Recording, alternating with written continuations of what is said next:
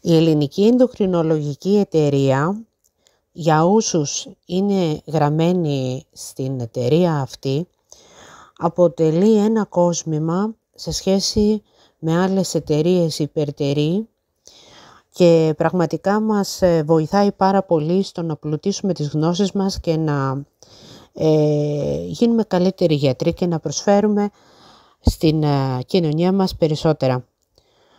Το άρθρο το οποίο μας εστίνει για αυτό το μήνα είναι το Definition and the Diagnostic Criteria of Clinical Obesity.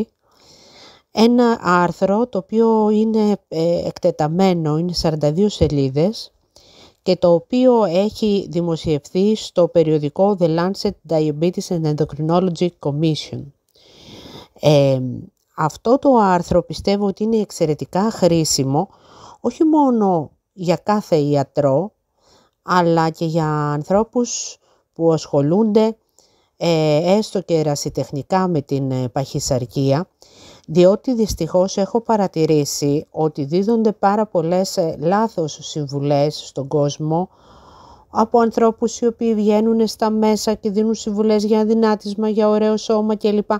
Πολλές από τις οποίες συμβουλές είναι εντελώς λάθος. Γι' αυτό καλό είναι αυτοί οι οποίοι θέλουν να βοηθήσουν τους άλλους ανθρώπους, επειδή οι ίδιοι μπόρεσαν και κάνανε ένα ωραίο σώμα και από εκεί και πέρα επιστρατεύθηκαν στο σκοπό του να βοηθήσουν τους συνανθρώπους τους, καλό είναι να διαβάζουν κιόλας.